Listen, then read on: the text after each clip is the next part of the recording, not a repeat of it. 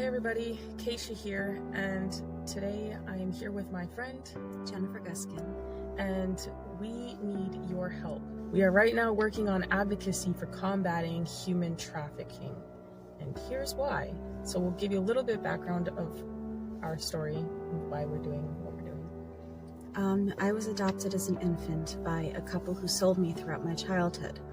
I have been to Epstein Island and on multiple Lolita Express types of flights as a child.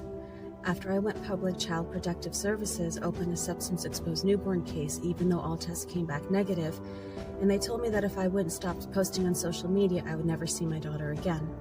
I started to connect how I was adopted as an infant and then sold throughout my childhood, how many other children who have been through the adoption, foster, and CPS pipelines have also been trafficked to Epstein's Elk.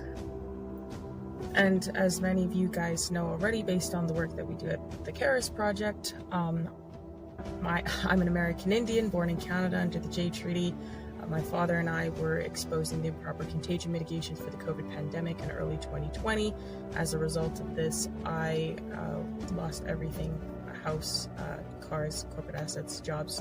Bank accounts were shut down in Canada, and I fled to the US as an American Indian, fully documented, and was trafficked by rogue agents in ICE and other agents in the government, and forced to live with single American men. I was even imprisoned for 7 months initially, and then trafficked throughout the states. Put on full surveillance tracking and wasn't allowed to leave the city, house, or state without permission, or work without permission. And that happened for many years, and I was on and off the streets because of that, and in and out of shelters. And that is just a small example of what many go through in this trafficking system, be it the family courts or otherwise. So that's why the Caris Project will be going to DC to speak with representatives and do live reporting. We're also going to be in contact with other families who are dealing with human trafficking, and through the CPS courts or through any other means, lesser versions of trafficking, and doing reporting on them live and otherwise. We will also be working on, we ultimately want to shine light on what's going on with the trafficking here in the US. And we also want to meet with various agencies in DC, and we'll be going back and forth for training sessions and other things so that we can be better equipped to help people deal with resolving some of the issues that we're seeing. We will also be putting forth petitions in government to help people get justice, and that's something that we have been working on already so far. We have some petitions that have recently been filed in the state of Colorado, Michigan, Texas, and Arizona, and we will be continuing. But we can't do this on our own. We will be traveling to events and training courses, as well as DC on a consistent basis. We also have to get acceptable equipment, such as computers, cameras, interview gear, etc. There will be other miscellaneous costs that would also be like gas, food, and rooms if necessary. So that is why we are working towards combating human trafficking, and that is exactly why we need your help. We cannot do this alone, and most what the Caris Project does is on its own dime. And so we do love and appreciate each and every one of you that support us and all the work that we do. As many of you know, we also live stream on Lindell TV every day. And everything we do, like I said, is on our own dime. So we appreciate all the love and support and all the people who do donate. And we would very much love and appreciate that still. Thank you everybody for your time and considerations. And thank you for all the support. And we will catch you guys in the next one, and hopefully we might see you guys in the future and come across you and maybe be able to do some great things together. Hello, everybody, and welcome to the Caris Project podcast. Today we have with a returning guest, Marissa Simonetti, who is now running for U.S. Congress in the state of Minnesota. You want to kind of reintroduce yourself to our audience? Hey guys, thanks for having me again. Yeah, just like Dale said, my name is Marissa Simonetti. I'm running for U.S. Senate in Minnesota, and that election is in 2026. However, it's a long way to go until then, so you have to start connecting with people and getting out there. All right. So, what is it that made you decide to run in 2026 for Senate? Because I know you ran for county commissioner in Hennepin County in the last election. So, what's the decision to go federal? Yeah, so in this, I kind of got torpedoed over during the summer, which I think with any candidate with any sort of spicy whatever, it's you have to know it's par for the course. But what did really well when I ran in the special election came out of nowhere, and within a couple of weeks, only lost by 1,000 votes to a known legislator. That energy of that presentation people want and people receive very well. So I took some time after losing in on November 5th to shore up my issues and move forward to run for U.S. Senate. And you know when you just feel in your spirit that a certain direction is the way to go? That's how I feel. This is the way I'm meant to go. All right. So, that's good. So, when you went and ran the last time, you ran on a shoestring budget. But running for Senate is going to be substantially more money. But how do you plan to overcome the challenges of the large costs that it costs to run for Senate? Um, That's a good, I don't see it as a problem. One thing I know with who I am as a person, whatever I need always shows up for me. So I believe that every resource that I need, every support that I need will come to me. And I, that's been my experience with life in all my 31 years. All right. So, the next question, are you going to run as an independent or are you affiliated with a party? Independent? That's a good question. There's still a lot of time, and I'm not totally sure yet. I have some concerns with our Republican Party here. Especially, there's been a lot of, I mean, since day one, there's been so much internal fighting and torpedoing their own people. And so I definitely have a lot of concerns. There was this recent kind of semi local scandal, so I have to move forward in kind of the best way that serves the best. And that's really the focus of my campaign. I was in a viral video handing out food to the homeless recently. And it just made me see how much people really warm to doing good and staying away from any drama. People don't want the drama, right? Save that for reality TV. Politics is about doing positive things and good. So that's my focus and what I'm keeping my attention on. So, who's the, just for, I mean, because not everybody is aware of what's going on in Minnesota and some of the audiences in Canada, who is the person that you would be running against that's the incumbent in that area? So the incumbent actually is not, Tina Smith is announced she's not running. So there is a opening there. And what was really interesting, actually the night before, I felt in my spirit I had to make a hard critical choice, right? I had to say no to something and I knew undeniably it was the right thing to do. And I kind of wrestle, you know, when you wrestle internally with yourself over a situation, but ultimately I said my truth. I spoke to the situation. I was like, I cannot proceed this direction. This is not in alignment with my long-term vision. Less than 12 hours later, Tina Smith announced that she was not going to be running again. So I pay attention to little things like that as confirmation that regardless of outcome, election, votes, for me personal, my life journey of service and contribution, it's going the right direction, right? It's the right choice. So, kind of circling back to what you said about going and feeding the homeless and so forth, you want to touch a little bit more on that type of thing as to how this would translate into how you would serve your constituents. Yeah, so I actually didn't know that we were really filming a video. I knew we were going to film something, but I didn't know to the scale that it was. I thought I was just helping my friend who has a pizza restaurant. hand out some pizzas. And we're going and we're having a good time. And he texted me that morning, do you want to come hand out pizza to the homeless? And I thought, oh, that would be a nice thing to do today. Let's go. So we go and we're just da da da. 2 weeks later, the video hits and people are reaching out to me. Marissa, I saw you in the pizza video. I saw you. I was like, what? And then I go look and it's this guy, Josh Little J. His whole channel is about feeding the homeless and giving back. And it's huge. I think it has 9 million followers on TikTok. So this speaks to how much people want to internally they want to give back and be a contribution, and there's a lot of space for that. All right, so that's good. I mean, you want to have people that want to help and give back to their community and so forth. I know we've had previous conversations about this. And so, what is it that you see in your community that you want to address going to Washington if elected? Yeah, Minneapolis does have a large homeless population. That is one thing, but the role of U.S. Senate is pretty large, right? Their agriculture, their education. So they touch a lot of different issues.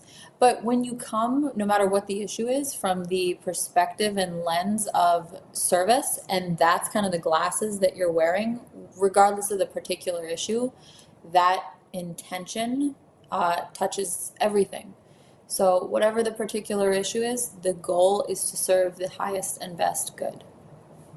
All right. And so what is it that you're going to be your policy? What are the things? Because I know you had a list that you had on your on X when I saw when you decided to run.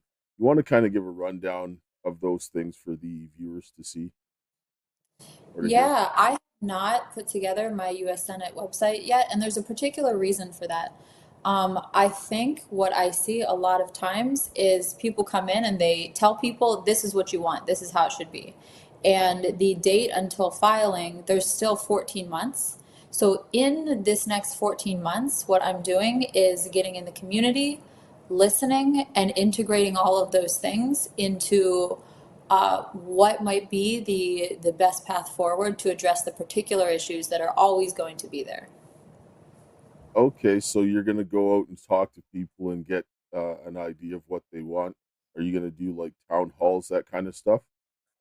I've been out talking, just going, doing positive, constructive activities, and just making genuine connections with people and building relationships through shared interests of things that people find fun and make Minnesota beautiful, great, whether it's Minnehaha Falls or we've got art museums. I went roller skating with my son a couple weekends ago.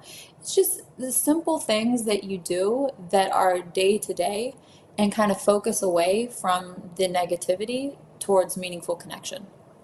Okay, and so going into Senate and so forth, that's a large responsibility. But would you be making connections with the local politicians? Because I mean, would that be something that you would do? Yeah, the day I announced like 3 days ago that I was running for U.S. Senate on the 28th. And on that day, I sent my press release to both the Republican and the Democrat congressional districts, all 8 of them. And additionally, every single member that's currently elected, I reached out to all of them asking for their support, whether that's both Tina and Amy Klobuchar. So it's letting people know I'm going to be here in Minnesota for the long term, and I'd like to find what we're going to have to do is find a way to work constructively together. So that was part of my game plan. I had the list the morning of. I ran down my list. So, just out of curiosity, why politics? I mean, it's you know, not the most glamorous thing to do or the easiest, let's say. I am the most glamorous thing in politics. Yes, but I'm talking about the overall field of politics. It's not really that great. Um, yeah, I actually agree with you. And part of my campaign and why I'm taking the approach I am and focusing on positive, constructive community things is to lead the way in shifting from some of these endless arguing spirals to doing meaningful things that uplift your spirit, uplift your energy. The issues are always going to be there, but we have to live and find joy in the meantime. All right. So yes, because I mean, politics is I mean a dirty business sometimes, and they don't necessarily run things based on what people's policies are. There's a lot of character assassination and all of this kind of stuff, and I know that you've experienced this before. So what are you gonna do now on a national scale, knowing that people are probably gonna do the same thing, right? Well, there's nothing else to torpedo with me. I mean, I'm 100% free, and I've also looked at myself and evaluated the things that I could improve and do better to represent Minnesota. And I've taken the steps to do those things and make the changes in myself. Finished my bachelor's degree, updated a ton of things, put my life in order, repaired a bunch of relationships.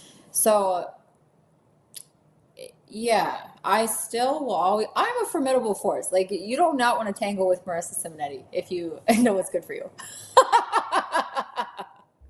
So you're challenging all the people and saying don't do it, right? Well, Um they can try, but there's nothing new to say. So it just looks foolish and ranting at this point because they're irrelevant issues and it just looks corny. yes, but I mean at the end of the day a lot of times people just like I mean to push certain things in the media. A lot of people are, they do what the TV tells them to and so forth. And so are how are you going to, sort of circumvent that, because at some point somebody's going to grind an axe because they may not have necessarily the right policies, and they're going to go for the low blows.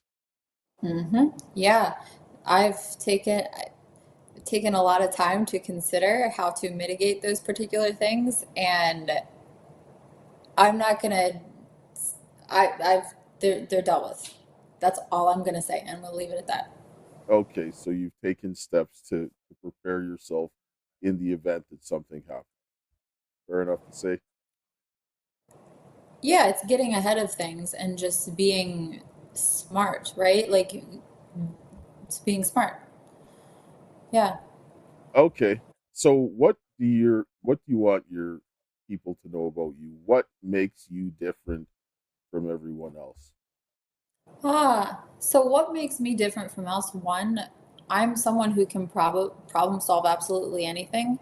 And two, what you're looking for because in any sort of leadership is someone who can work well with others, who can problem solve because you never know what's going to happen. The future is uncertain, and so you need someone who's comfortable in the face of uncertainty. And ultimately, you're voting and you're believing in that particular person. So, do you feel that that person is coming from the heart, that they're devoted to the mission of service, or do they feel that someone just is self-interested for themselves? And that's what the people get to decide. Okay, so where exactly is what areas does your congressional district cover for people who are not familiar with that? Yeah, so I live in CD3 in Minnesota, but there are 8 congressional districts in all of Minnesota. So yeah, I'm running to represent all 8. Or no, there's only some part of them, right? But it's Minnesota, so it would be split between me and Amy Klobuchar. She has part, I've got part. And so would you be on the western half, the northern half, the southern half, just for, I mean, some people like in Canada have no idea about these congressional districts. Yeah. I think we would have to pop up a map to show exactly because the lines are drawn sort of like this. So, yeah, but if you go to the Minnesota website, you can see exactly who Tina Smith represents, put in your address, and if it's Tina Smith, then you'd have the opportunity to vote for me. Oh, okay. And so how many other people are running? Do you have any idea what your competition's like? So, I know on the conservative side, there's 2 gentlemen who've officially announced. I think there's one woman who's being floated, and But I actually am not even focused on the competition right now. I'm focused on being the best version of myself, and the cards will shake out how they're meant to. So I kind of don't care. I'm just going to bring the most incredible, undeniably correct product to the marketplace. And the same thing is with business. When you bring the best product with the best marketing, you're set. Okay, so why tell people like succinctly, I guess, in the next like minute or two, why should people vote for Marissa Simonetti in this next upcoming election? Yeah, join me on the next 14 months' venture. Pay attention to what I do. There's a lot of people who just talk. Uh, so watch for the next 14 months the action that's taken, and I think the action will tell everybody what they need to know. Okay. So are you willing to meet with groups in your area to hear their concerns? Yeah, I put on a part of my list of things to do as part of this campaign. One is to do something that make a plan that's sustainable. You can easily burn out very quickly and be doing all kinds of things. So I will be meeting with people who are in alignment, right, with a similar vision, similar values, and doing so in a sustainable way over the next 14 months until May 28th, 2026. When I file, then I will really turn up the heat. Okay, because I know that I know that I mean some of the things that you talked about from when you run as the county commissioner. You think that some of those things you'd be able to translate over to a federal level? Yeah, a lot of people still voted for me for even though I got torpedoed. There's a lot of people who are able to really see past things because no one is perfect. And I'm really confident that going forward, the energy will really carry because there's a lot of people who are good on paper who run for office. They're everything right on paper, but they don't win. And then there's other people who are coming from the heart and they have a mission and they have a purpose, and people feel that.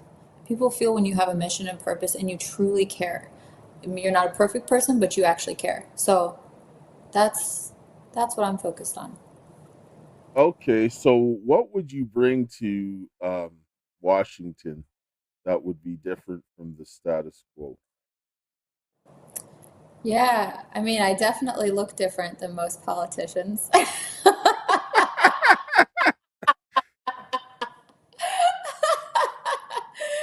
I'll give you There's that one. You're not in a wheelchair, and you've got all of your teeth, and your hair is still the same color that it was, right?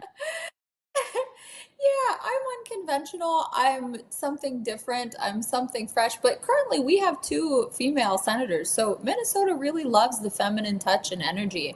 And you know that because that's who they voted for. So, in some ways, you got to respect what the people want and not make too many radical changes. They're liking what they're getting. They've been pretty happy. Had Tina not continued to run, or had she continued to run, she probably would win. So giving people what they want. Okay, so you're gonna listen to your constituents and decide to go ahead and actually represent them, which doesn't seem to happen very much anymore, right? Like people vote for one guy, they go in there and they do something completely different, and it's like, well, why did I do that? And so, Yeah. I mean, that would be good for the people. So, I mean, before we kind of wrap up here, what you want to say to people? I mean, here's your, I guess, 2 minutes to get on your soapbox. Yeah. I really just look forward to focusing on the things that make Minnesota such a beautiful place to live and enhancing those things and making sure that they're stewarded well and we continue to bring, right? I moved here to Minnesota in 2013 and it was the beautiful things here that attracted me and have kept me here. So just preserving the things that make Minnesota an incredible place to for me to have more kids someday, for other people in the community, for businesses, and we got to have a reason to stick out this cold weather.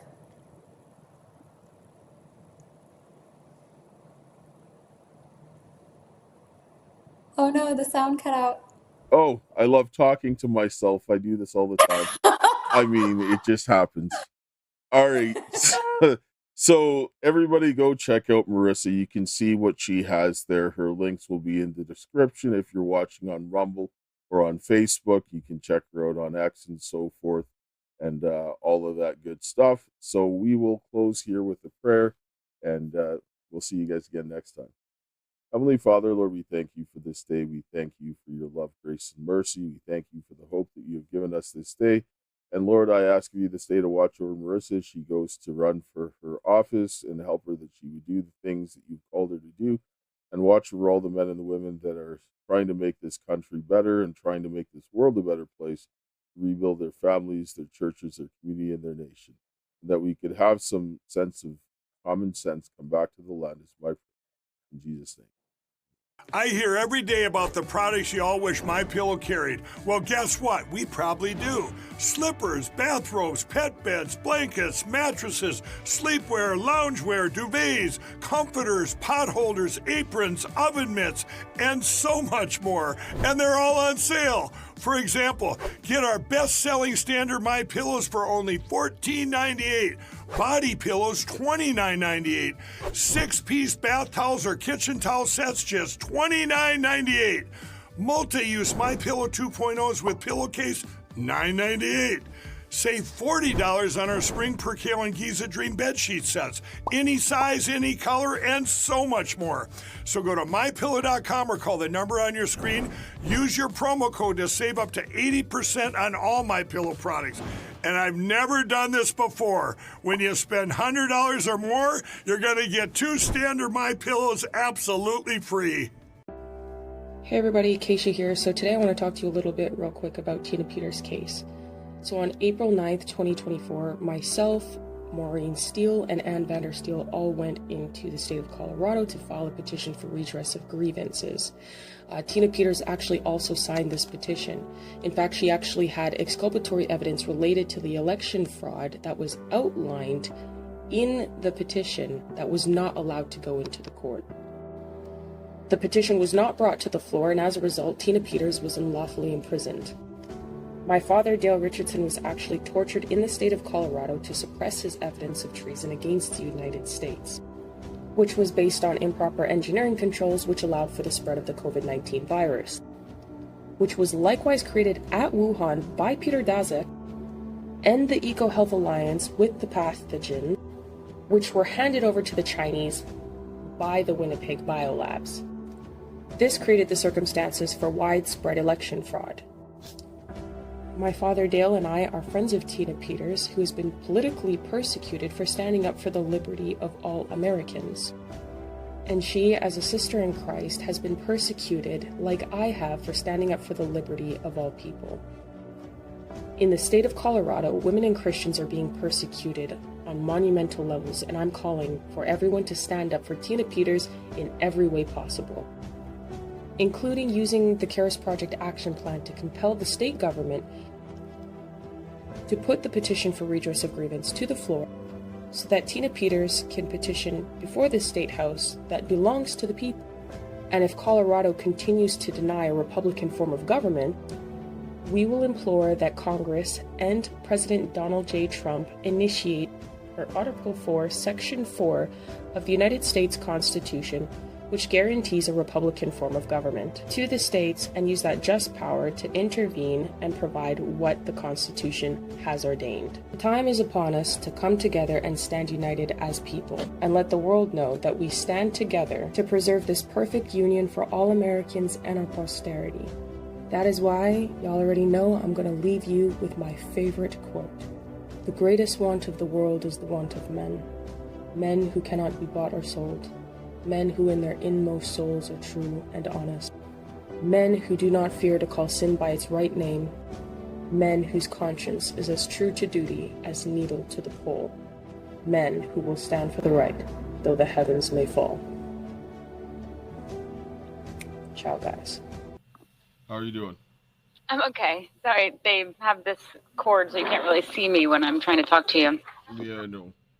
Yeah, that's how they like to do it. I didn't know I had a call, and they've had us locked in for like several days, so I haven't been able to shower or get looking decent at all. Really? Mm-hmm. So they really just kind of gave you the short end of the stick. Yeah, it's just more cruel and unusual punishment for no reason, really. I see that. So Mm-hmm. yeah, so what's been going on? I guess this is madness, right? Yeah, I somehow need some advocate or something on the outside because they're just breaking every law there is and just ruthless. Like even for their alleged bench warrant, I should have been brought to court within 72 hours, and instead they're just trapping me in here for 8 days. Yeah, I'm actually gonna talk to some people because what's going on here, it's Yeah. absolutely out of control. Like I mean, It's really bad, targeted individual gang stalking type stuff. Here, there we go. That's better. yeah, like I mean, you ended up going to your you went to go and see your current husband. Yeah. And he had tried to put you into a mental health facility before. he's like losing it himself because of all of this. And I will say, like, the gang stalking and stuff has gotten kind of bad, so it's probably very uncomfortable for him as a federal employee to be dealing with all this. So I'm trying to give him some grace about it, because it's not right, and he doesn't deserve to be on the other side of this either. But at a certain point, like, if your wife is being targeted, you can't just sort of abandon her either. No, I mean, but I just want like people to understand like what ended up, like he did try to put you in the mental institution regardless of how he got pressured to do it. This was what happened, right? This is the outcome. Yeah, well, so he, I guess, had probably something to do with whatever weird arrest this is right now. It's just, I don't know if he did or not. I can't say for sure, but I do know that I'm not being treated fairly and that this is cruel and unusual punishment, that even for the alleged offense, sorry, they just have to do a lot of Wi-Fi construction in here today in a place where nobody has cell phones or computers. I guess they need it for the employees, right? Oh, yeah, totally. Yeah, they have something going on where they need some sort of Wi-Fi to be updated. Mm-hmm. But the fact of the matter is that you went to go and meet him for lunch or something like that? Yeah, for lunch. And then within 10 minutes of being there, what happened? Within 10 minutes of being there, the United States Marshals police in their costumes came up and claimed that I was under arrest. And then a probation officer was with them. And so I demanded to see whatever alleged warrant they had. As soon as they got me to their unmarked vehicle, they showed me their alleged warrant on which had no signature from any judge. So I immediately said, this is unsigned. This is not a valid warrant. They got dead quiet then. They stopped speaking at all then. They went silent. They wouldn't state their names. They wouldn't give me their badges. They wouldn't do anything after I said that. They just proceeded to kidnap me, put me in their vehicle, and drive me here to the jail. So you're being held in a jail without warrant.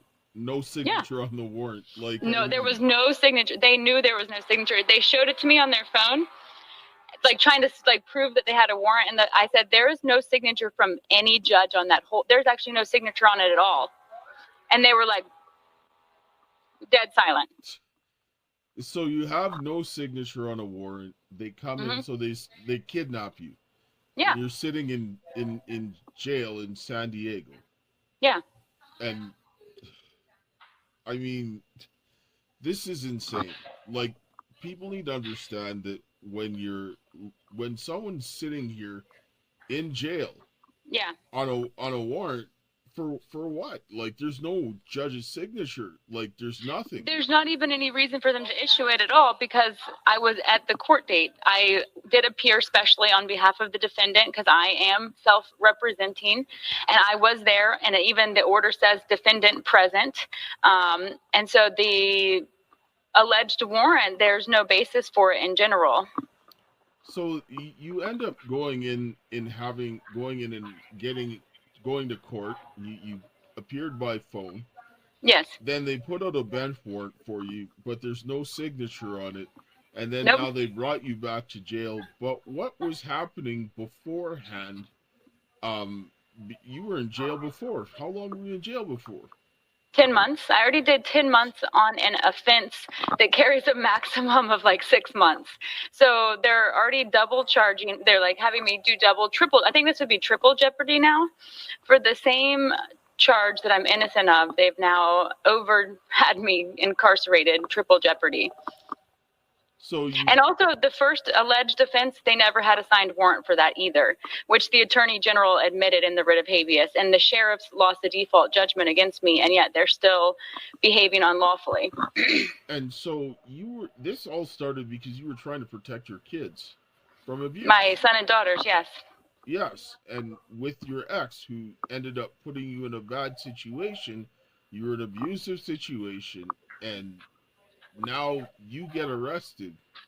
Yeah. He's walking free, and your kids are still potentially in that situation. Oh, they are in that situation. I shared recently the messages sent from my daughter to other friends and family begging for help. Can somebody please help her? She's scared. She's terrified. Please, she needs her mother.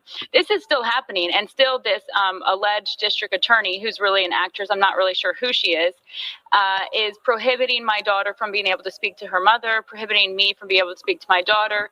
They're still pursuing these retaliatory charges. They have no delegation of authority. They have already been served a cease and desist, a temporary restraining order. They've lost writs of habeas, and they're still pursuing this regardless. And now I'm going through a triple jeopardy, punishment and retaliation. So you're trying to protect your children, and they're punishing you. Yes. By putting you in jail. Like, this is kidnapping. This is not even, there's no lawful authority to do this, so they're straight up kidnapping you, putting you in prison. And for something that even if let's say that I or any other equal woman was guilty of, they would get a maximum of like 3 months. 3 months. And I have done almost a full year for this charge. But the whole thing is that your family is being harassed. Yes. Your marriage is now, like, you don't know where that is because of God knows what. But yeah, the whole situation is now you're stuck in a situation. Your kids are in an abusive situation. You're being punished. You're being cut off from the support that you had. And this is, like, I mean, what are they asking for in court? When's your next court date? My court date is on Thursday at 9 a.m. It's from the same judicial officer that has a personal relationship with the district attorney that we have evidence of, that we've disclosed. He has been extremely retaliatory towards me. He denied bail when I had no record and no reason to be denied bail. He laughs in my face. He threatens me. It's just a very, I find it embarrassing a little bit for the county of San Diego.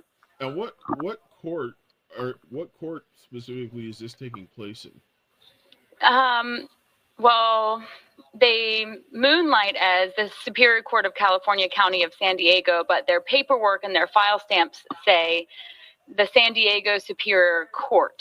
So I'm not entirely sure what jurisdiction they're actually applying here. But I have appealed this case, and I have removed it to the United States Court of Appeals for the Ninth Circuit. So that's where the case should be. Why these courts and this judicial officer and this district attorney are continuing this harassment, even though the case is under appeal, I'm not sure. Because if they pull a case like this into the federal court is very public. Yeah. Right? And so if they begin to look at what they're doing on a federal level, they have to do something about it, because people will be like, what is going on? Well, it's already publicly posted in the federal courts. And that's the crazy thing about the sheriffs, is that they already lost the default judgment. They already have. So it's very bizarre that the sheriffs are still harassing me or kidnapping me, because they have some of the most liability in this situation, which I've tried to explain them. Like, I know that you guys think you're doing your job, but you're actually getting yourself in a lot of trouble. So the sheriffs are holding you. People feel like they're just doing their job, but they're not. But what is your reaction when people see your paperwork, like the staff there? Well, it's just like what the United States Marshals and the probation officer did. When I point out that there's no signature on the warrant and they see the evidence right in front of them, they go quiet because they already have the liability. They've already broken the law. And so I guess their training is to just not speak any further so that they can't be, anything they say can and will be used against them, right? So this is crazy, and people have an obligation to do something. If you Yeah. uphold the law and somebody's being held and they have no signature, no proper valid warrant, they know that they're holding you, and this is kidnapping, forcible confinement, a whole lot of charges. Yeah. The question is where are people going to enforce this? Because this. Yeah, I mean, I had already written this to the president, the vice president. I had sent it to Pam Bondi, who's the United States Attorney General. I've put all the evidence that I can put out there. I have many friends that are actually getting evidence together and they're sending it to make sure it's on the public record. So I don't really know what's the point of continuing this, but I guess it will all come to a head eventually.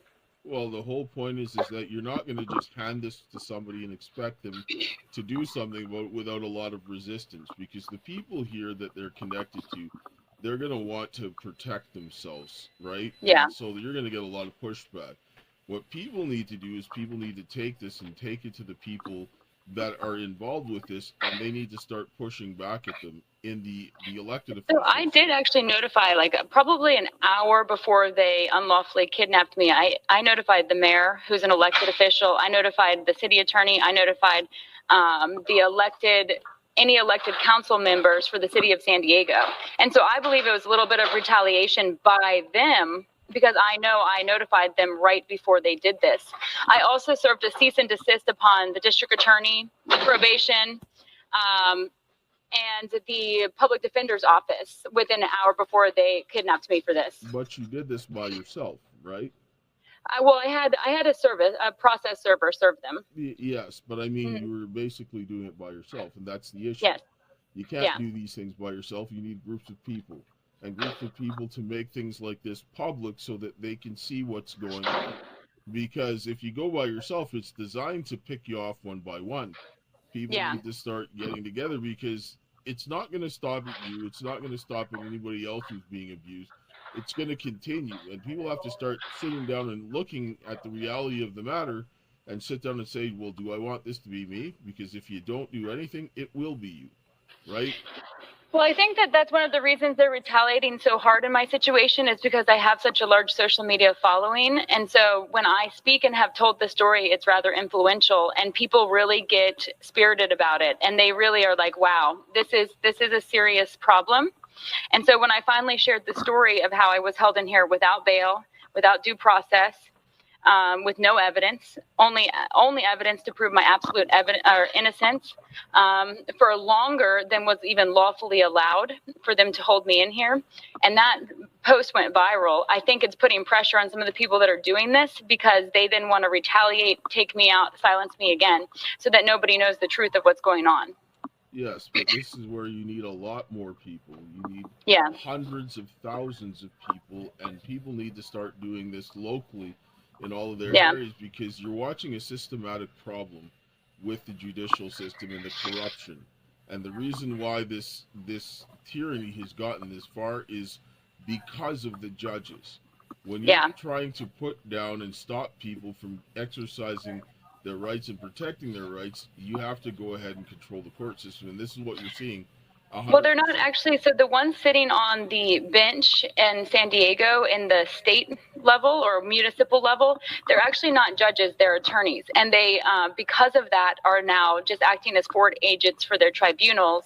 And anyone who sort of speaks up, or even like the sheriffs, aren't actually, they're policy enforcers. Everything that they do, the sheriffs is in all capital, officers, all of that. They're not actually behaving like a republic. They're not actually lawful. They're working as policy enforcers for a private corporation. And when people like I know that, I think that they don't want anyone else to know that. Yes, but it doesn't matter whether you're a company man or not. Nobody's exempted from treason. You can't sit down and just destroy somebody's country and take Yeah. away all of their liberties and say, well, oh, it's my corporate policy. No, that's still a capital offense. And Especially because I'm not a corporate employee and I actually have diplomatic immunity at this point because I've updated everything on my end with the State Department. So this is like an actual political attack towards me because they know that my paperwork has been fixed and they're just doing it anyways. well, company employer or not, you can't do this to people. Like, it's just criminal activity. It's like anybody who has a business. Can you go ahead and abuse your employees? Can you go ahead and just start like killing them for profit or stealing their children? No, this is nonsense, right? Regardless of I think they tend to act on the belief that that people are acquiescing or agreeing with it. But then when you're somebody like me and you don't acquiesce or agree, like they'll pull you around, they'll torture you, they'll starve you, they'll do all that type of stuff. So then they put you under an extreme amount of duress. So they try to do this because they want to deter other people from doing this. So if they punish you, then they allow you to go into that situation. This is why when I look at the situation, I mean, I face a lot of punishment for doing this, and I'm like, too bad. You have to kill me first, because there's no way it's going to stop, because what are you going to do? Steal children, take away people's rights, and make them slaves? No. Like, this is wrong, but people have to sit down and actually do something. So tell me, what are your conditions? Can you kind of slide over because your face is half? Yeah. Is that better? Yeah.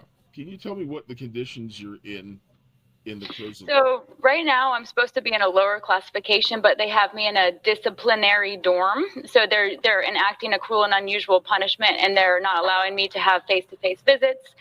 They're making sure that we're locked down almost 24 hours a day.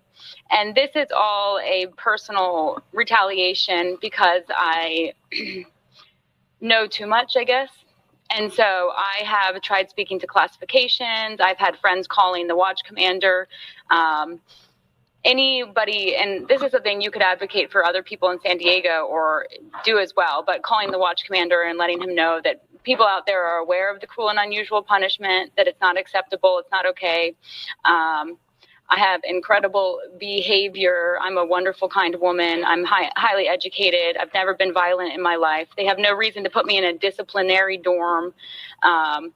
I've already served more time for the charge that they're trying to come after me than they could even lawfully give me. So it's just a retaliation. Well, it's like Tina Peters, the county clerk in Colorado. They put her in jail for following the law and exposing the issues with the elections and so forth. And they put her in jail for like 9.5 years. So this is where we're sitting down in a situation where something has to be done. Yeah. You can't sit down and allow these kinds of crimes to continue, because they're only going to get worse. Hey, I'll give it to the sheriffs for even letting me do this call. So I'll give it to them. And also, I have heard from friends on the outside that there are certain sheriffs who have gone to bat for me in the last couple of days, who have defended me, who have spoke kindly about me. So I will give them some credit that there are some good women that work in this jail and that are really telling the truth and advocating. And so I do want to give them some credit for that. Well, yes, and nobody's saying that all of the people there are bad, but I'm saying the people that are actually in their homes, the average citizen, the average man and woman that are in there, they have to get up and do something, because yes, there are law enforcement that want to do their jobs. Yeah. But what are they doing? They're getting blocked by people because they're getting pressure from the top down. Like, I mean, I dealt with this here with the Royal Canadian Mounted Police. There's good ones and there's bad ones, and then there's guys that are in power that are giving the bad ones more license to do what they're doing. So what do we have to do? The people that are sitting in their houses, they need to get up and start doing something. This is your country, and you need it for your children. Well, I will say there's even been a couple good judicial officers along the way that you can tell did not want to have any part of this.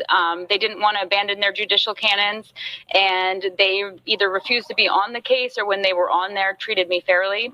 But the ones that they found to continue this abusive cycle, they abandoned their judicial canons. They are retaliatory. They're just willing to do whatever, I guess, in order to move up the ladder.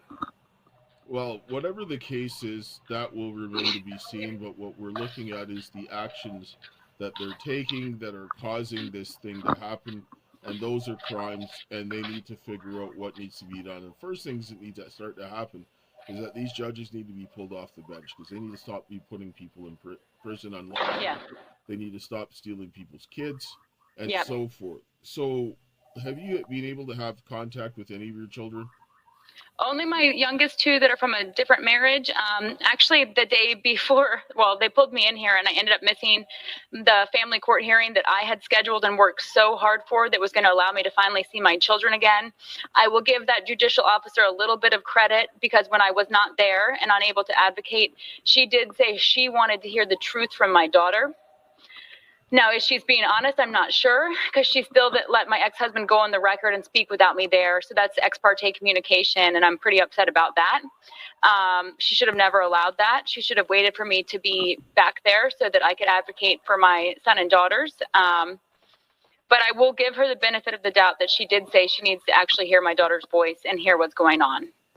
Well, that's good, but at the end of the day, somebody needs to make the right decision to keep you out of prison, because, Yeah. like, I've seen this happen, and this is too much, right? I think it's the district attorney at this point. Like I said, if anybody knows the truth, to reach out to that district attorney, because the district attorney does have the power at this point to drop these false charges. She's aware that they're false. She knows that she doesn't have delegation of authority. She's been served a cease and desist. And I think it's really on her at this point to do the right thing. She knows that little girls are being harmed by this. She knows that my whole family, a whole group of women are actually being harmed by this. And she's a woman herself, and yet she's continuing this. Well, yes, and I mean, what we need to do is to find out everybody who's involved so this can stop, because this is really bad, what's going on with people. And I know, Yeah. I know that we're coming a little bit up on time. I know they take a few minutes off because you didn't get to go right away. But Yeah. what do you want to say to people? What do you want, like, what can you say to people? I mean, at this point, I really need to get the word out there. Hopefully before my court date on Thursday. I think the sheriffs need pressure on them, because they are unlawfully holding me, and they need to know that people in the community are aware of that. I think the district attorney needs pressure on her, that people are aware that a little girl is being harmed, that my two little girls are being harmed, to my son, and that she's sitting by and aiding and abetting this kidnapping that's taking place. So I think it's just going to come down from pressure from people. Also, the fact that I do have diplomatic immunity and they're just violating that completely. I know that there's many people in California that are fighting hard to try to restore the republic and actually have fair trials and a fair process. And I really appreciate those people that are doing that.